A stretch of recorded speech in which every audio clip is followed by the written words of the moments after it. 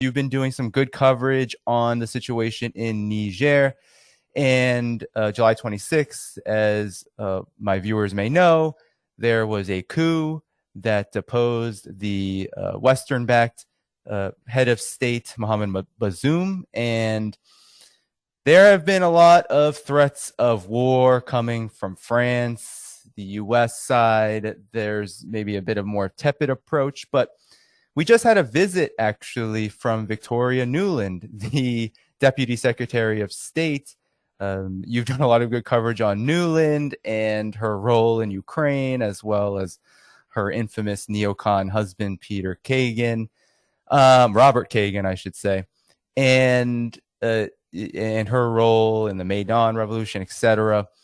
But she wasn't even allowed to speak to the I think his name is Mr. Chiani, the general who was claimed head of state. I think they appointed a prime minister today, but she wasn't able to speak to anyone on any side. The arrested Bazoum, Chiani, she only was able to speak to the defense chief. And so it wasn't a warm welcome. And I'm wondering about your reaction to this. There was warnings about Wagner, PMC, Russia's paramilitary group, private contractor, warnings against doing that. The U.S. has cut off aid. There's so many pieces to this story. Where would you like to begin, Ben? Well, we should begin with why there's so much Western interest in Niger. This is one of the poorest countries on earth. As of a report from 2013 by Oxfam, they reported that 90% of people in Niger did not have electricity. That figure has slightly decreased since then. But still, we're talking about a country where, according to World Bank data, nearly half the population lives in extreme poverty, not just poverty, extreme poverty, over 40%. So why is the US and France so interested? Well, of course, Niger was a French colony, along with most of West Africa. And what's not very well known is that France still maintains economic control over these countries through the use of the CFA franc, which the name CFA franc, which was created in the 1940s, that had the word colonial in it. They renamed it using the same, acronym, but it's still the same acronym. And the C was colonial, the colonial franc in Africa. And what that also states is that not only is that pegged to the euro, but it also, which means that these countries have no monetary sovereignty. It means that their monetary policy is dictated by the European Central Bank. But furthermore, the CFA franc system, there are two different economic systems in West Africa in which the franc is imposed. And it says that half of the foreign exchange reserves of central banks in West Africa, in countries like Niger and Mali and Burkina Faso, they have to hold half of their reserves in the French treasury in Paris. So, I mean, this is economic neocolonialism. These countries don't have control over their economic policies. And furthermore, we haven't even talked about their natural resources. This is a very rich region of the world when it comes to natural resources. You know, as Michael Prenti often said, it's not that these countries are poor. Their people have been made poor, but they're actually very wealthy countries. They have very plentiful natural resources. And all across West Africa, I mean, many of these countries are major gold producers, including Niger and Mali. In the case of Mali being, one of its top exports is gold, and yet the majority of people live in poverty. In Niger, it's not only gold, but also uranium, the radioactive metal that is needed for nuclear energy. And France relied on roughly 1/5 of its uranium imports coming from Niger. The European Union also relied on roughly 1/5 of its uranium imports coming from Niger. And in the case of France, nuclear energy is not an insignificant factor, right? I mean, 1/3 of France's electricity comes from nuclear power, much more than in many other countries like the United States, for instance. In fact, in recent years, France has used more nuclear energy than electricity coming from oil. So that is to say that, think about how important oil is for a modern economy, at least for energy. In the case of France, it really needs uranium. You know who the other major producers of uranium are in the world? Kazakhstan and Russia. So while the European Union is trying to break its energy partnership with Russia, boycotting Russian oil and putting the $60 price cap, they're trying also $50 price cap on Russian oil. And also, of course, there are many countries trying to reduce their imports of Russian gas, although that's actually much slower than the decrease in imports of Russian oil. So we see an attempt to cut off their energy partnership with Russia, but now they're losing another major provider of uranium. So, I mean, then there's also the geostrategic element in terms of military force. And this is another key element of neocolonialism. Not only France, but the United States has a massive military footprint all across West Africa and all across the African continent. I mean, AFRICOM, U.S. African Command, has U.S. Special Operations Forces and other forces, more conventional forces, in more than half of the countries in the African continent. And in the case of Niger, the U.S., at least recent reports show the U.S. had 1,000 troops and France has 1,500 troops. Now, the new nationalist government in Niger has said that they've broken their military ties with France, torn up their military agreements with France, and told the French troops to leave. And what was Paris's response? No, we're not going to leave because we don't recognize you as a legitimate government. So the U.S. and France have very strategic bases in Niger. In the case of the United States, it spent $110 million building a massive drone base. It was the largest base ever built by the U.S. Air Force. And the U.S. spends $20 to $30 million a year just maintaining that drone base. And it uses that base in Niger in the center of the Sahel region to exercise military control over the Sahel in countries like Mali, where there was a French military intervention in 2013 and 2014. So, I mean, these are all the details that we need to have in mind when we're talking about what's going on in Niger, not this infantile discussion of democracy, as if Victoria Nuland, one of the main architects of the coup in Ukraine in 2014, that overthrew Ukraine's democratically elected president, Viktor Yanukovych, who is geopolitically neutral, and installed an undemocratic pro-Western regime. Now she is lecturing countries about democracy. I mean, it's absolutely beyond satire. I mean, this reality is more satirical than satire. Yeah, and what's so interesting about this is you have Victoria Nuland, who is literally the architect or an agent, a direct agent of the coup in Ukraine, which, of course, has been erased from historical record, and the neocons, the foreign policy establishment, does everything it can to do that from the U.S. and Western side. But at the same time, you've had in this case with Niger and similarly with Burkina Faso that you've also written about, and Mali, these countries, Guinea, all of these countries have had coups, and now these coups are being railed against, despite the fact that not only is Nuland one of the foremost players in the Ukraine coup, but this is U.S. foreign policy we're talking about, and even just the entire so-called collective West, the West.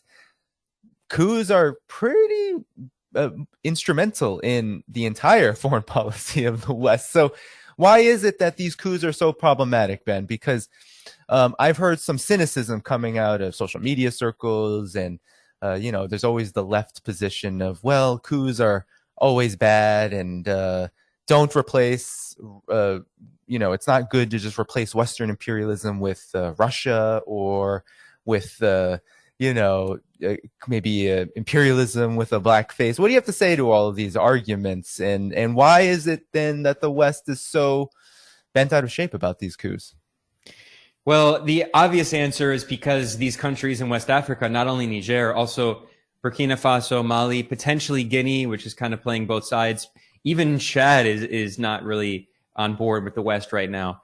This is a region of the world where there are nationalist governments that are exercising political control, sovereignty, and also specifically economic control over their natural resources. I've been reading a lot of the financial press's response because I think it's often you learn much more from the financial press than you learn from the political press, because the political press is pure ideology. It's all about ideological management, manufacturing consent. The financial press is written for investors, for capitalists who are trying to make money in all of this. They don't care about all of the propaganda and all of that. They just want to know whether or not they should withdraw their capital or invest, right? And if you read the financial press, they're much more pragmatic, and they're like, yeah, there's a possibility these governments could nationalize their resources, and that's why we're so angry.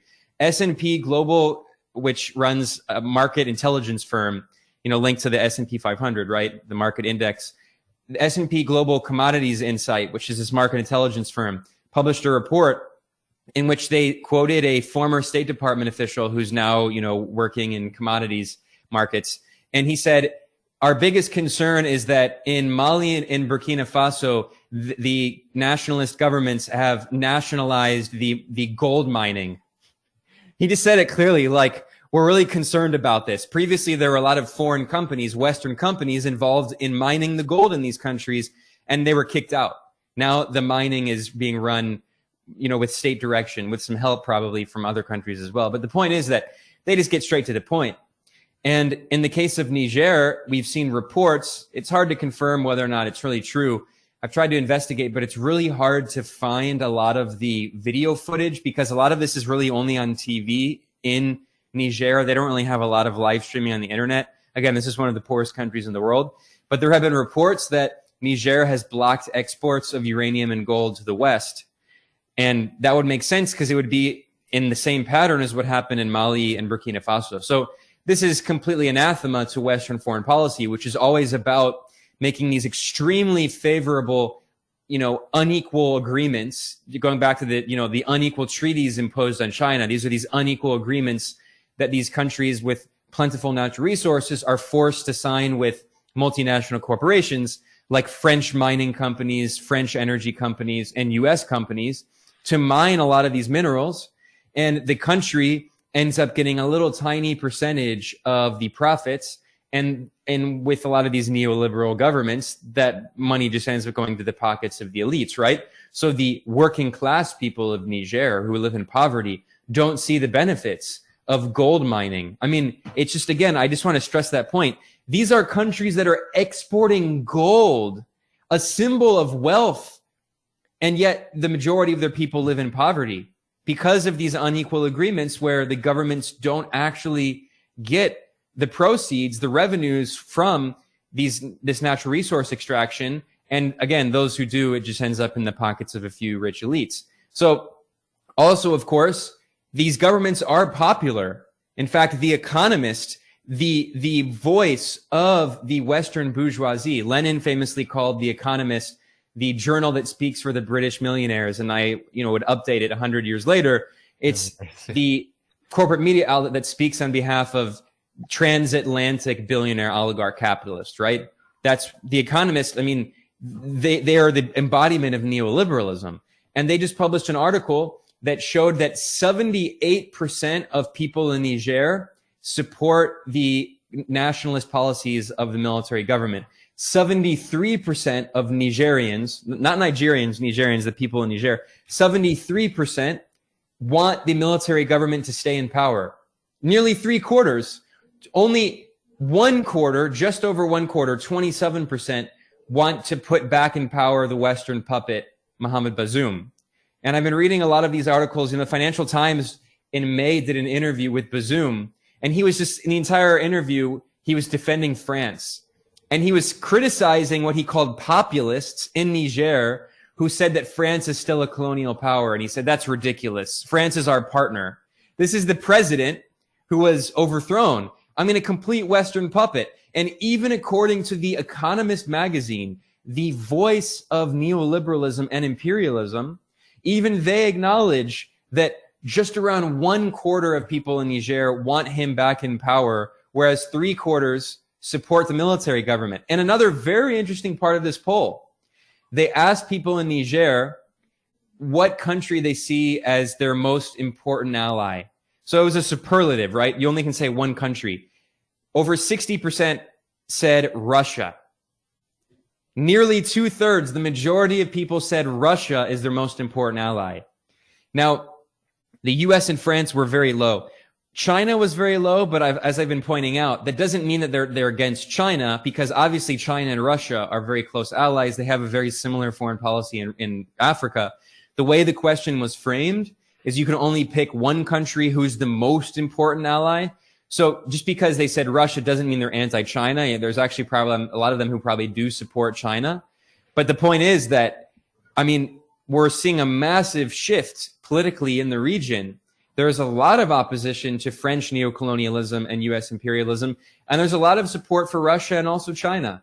And obviously this explains why the West is so angry and is trying to reimpose this guy, Mohammed Bazoum, because he's such an obedient Western ally, despite the fact that the majority of Nigerians don't want him.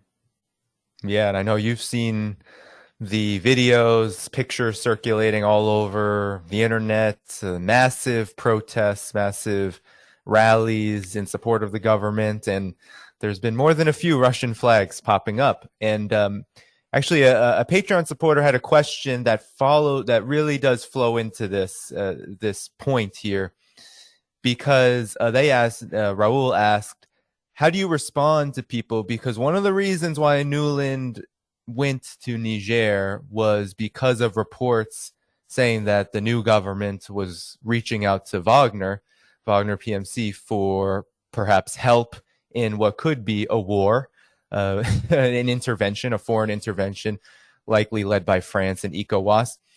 And so Raul wanted to ask, how do you respond to people who say that Wagner's interventions in Africa, because Wagner is in Mali, Wagner is in a few countries in North Africa, West Africa. What do you have to say to those folks who say that it's the same as Western imperialism, that, it's similar, and if it's not the West, then it's going to be them? It's almost like this Cold War mentality, and you see it all across the Western media. And of course, Victoria Nuland went running to Niger to warn that this new government about that. What do you have to say to this? It's completely ridiculous. I mean, just look at the actual, not only the historical atrocities committed by French colonialism, but the continued policies of French neocolonialism. I mean, I talked about this early at the beginning because it's almost never mentioned, even by a lot of people like who I absolutely 100% respect and are friends and comrades and everything. They often forget when we're talking about Niger. This is a country whose currency is controlled by France. I mean, that is the epitome of neocolonialism. What is the currency of Niger and Mali and Burkina Faso? It's the CFA franc, which is controlled by France. These countries don't have monetary sovereignty. And if you don't have monetary sovereignty, how can you have economic sovereignty, yet alone political sovereignty, right? I mean, so this is actual neocolonialism. But furthermore, I mean, and again, not to mention the genocide committed by French and also Belgian colonialism in this region, the millions of people who lost their lives, whether it's the Belgian control of the Congo and the genocide killing half of the Congolese population, and then later killing the first ever democratically elected prime minister, Patrice Lumumba, with an operation backed by the CIA, or Algeria, where France committed genocide.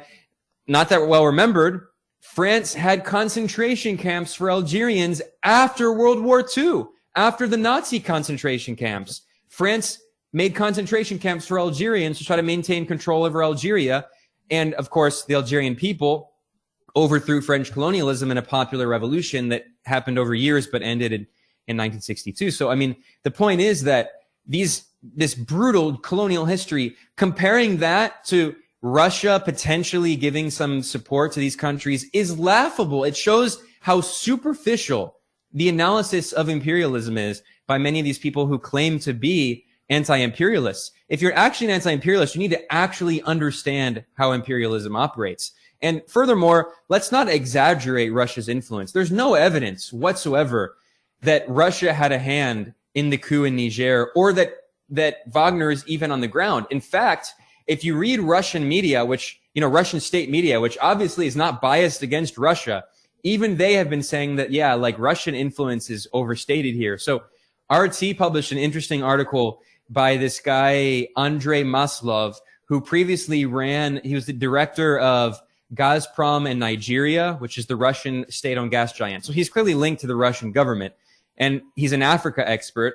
And in this article, he said that, look, and in fact, if you look at Russia diplomatically, formally diplomatically, Russia actually condemned the coup. That doesn't mean that Russia doesn't favorably see the new government, and I think it's very fair to conclude that they obviously are happy about what's happening, but that doesn't mean that they're behind it. At the United Nations Security Council, there was a consensus to condemn the coup, and that's because Russia and also China, but more Russia, has a consistent position condemning coups anywhere. I mean, because obviously they don't want to support coups. China actually, I think, has had the best position. They just haven't commented on it. They don't intervene, and they don't comment on other people's what's happening in other countries in their internal affairs. And furthermore, he pointed out in this article that there's all this talk about Wagner. Well, clearly the Russian government and Wagner are not really on the same page. And there's been these comments about how Wagner has been trying to take credit and praising the coup and all this stuff, but there's a long history of Wagner exaggerating its influence. And just because they say stuff on social media, I mean, now, ironically, what this actually does is it actually helps Russia, because Western powers are trying to portray every single anti-colonial movement in the world as being led by Putin puppets, right? And what that actually does is help further solidify Russia's reputation in the global South, which is very positive. And, I know Latin America very well. I've never been to Africa. I would never claim to be an Africa expert. But from the polls we've seen, in many parts of Africa, Russia is very popular because of the history of the Soviet Union supporting anti-colonial struggles. And in Latin America, which I do know very well, Russia is very popular, especially among the left, especially among anti-imperialists, because of that history of the Soviet Union. And because today, despite the fact that Russia has a capitalist government, it has maintained a foreign policy that is non-interventionist. They don't intervene in the affairs of Latin American and African nations. And obviously they're going to be supportive of a country that it's opposing Western neocolonialism. So ironically, by exaggerating Russia's influence, this is only further solidifying Russia's reputation as an ally of anti-colonial movements. So I'm sure, the Russian government is happy with this because, there's no evidence whatsoever linking them to the coup, and also in Mali and Burkina Faso, but by the Ukrainian government's trying to blame Russia, and that actually ironically just helps solidify its reputation.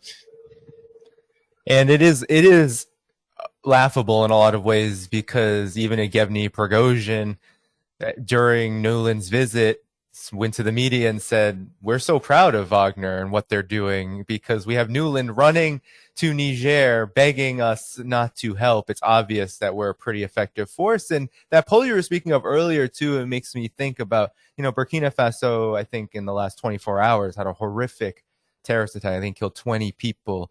And these attacks, especially since the destruction of Libya, have been so widespread all across the Sahel. And Wagner has played. I mean, it's not a huge presence. It's about, I think, a couple thousand spread across various countries, but they do frontline help. And it's not just Russians who are participating in this. Wagner has many different nationalities who actually participate. It's a military contractor. So they have Africans, they have people from, Europe, Eastern Europe, and, it is, but the fact that it is coming from Russia, that direct aid, it's not a surprise that people would appreciate that, because this issue alone, it has been a huge talking point, a huge political issue, and of course an economic issue, because if you're already languishing in poverty, what does it mean to have a completely unstable political situation and perhaps life or death, every single day, just trying to go about your day? It's life or death, because you never know. That's how often and frequent this happens. You never know when there's going to be an attack. And so I'm not surprised about that. And China has a completely non-interference policy where they don't send the People's Liberation Army to help fight terrorism there. They're more about the UN and going through that mechanism. So I'm not surprised by the poll numbers, but I just think it's interesting that the more that the US and the West raise this alarmism across the political spectrum about Wagner, the more it highlights the role of Wagner and possibly actually strengthens this matters. I think people all across the world, especially on the African continent, look at this kind of coverage and they say, well, perhaps Russia is doing something right here.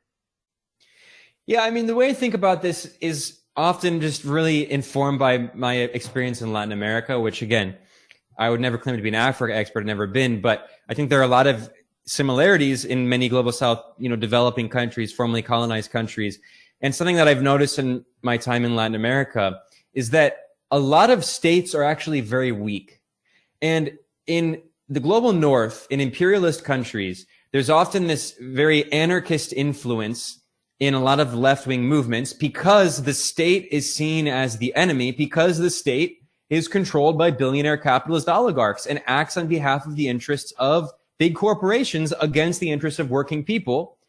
So they assume that every state around the world is like that. And they assume also that every state around the world is this hyper-militarized, violent, repressive apparatus like in the US, where, police every year kill over 1,000 people.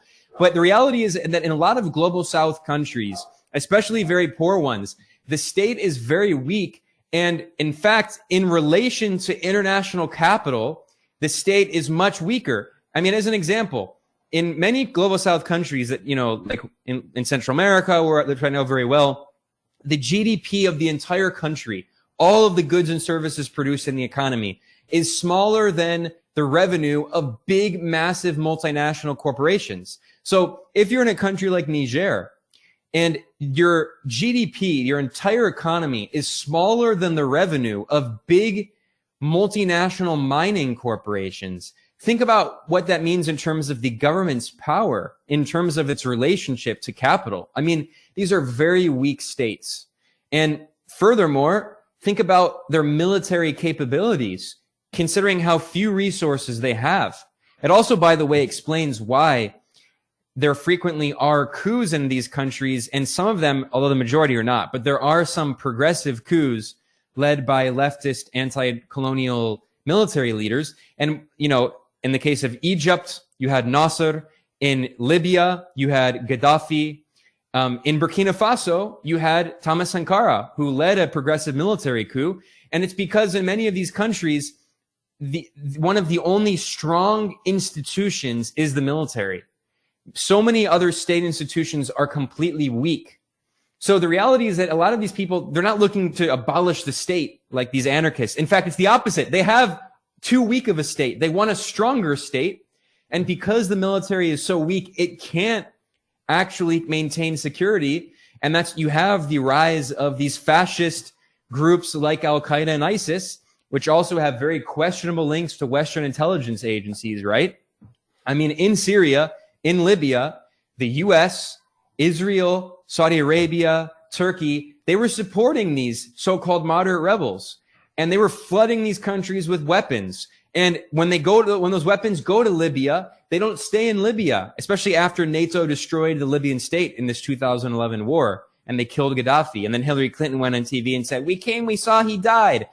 All of those weapons went into neighboring countries like Niger, like Mali, like Burkina Faso. So you have a weak state, a weak military, a massive influx of weapons from the West to these extremist Salafi jihadist militias, which have a history of being linked to Western intelligence agencies and being supported by Western intelligence agencies when it's in their political interest.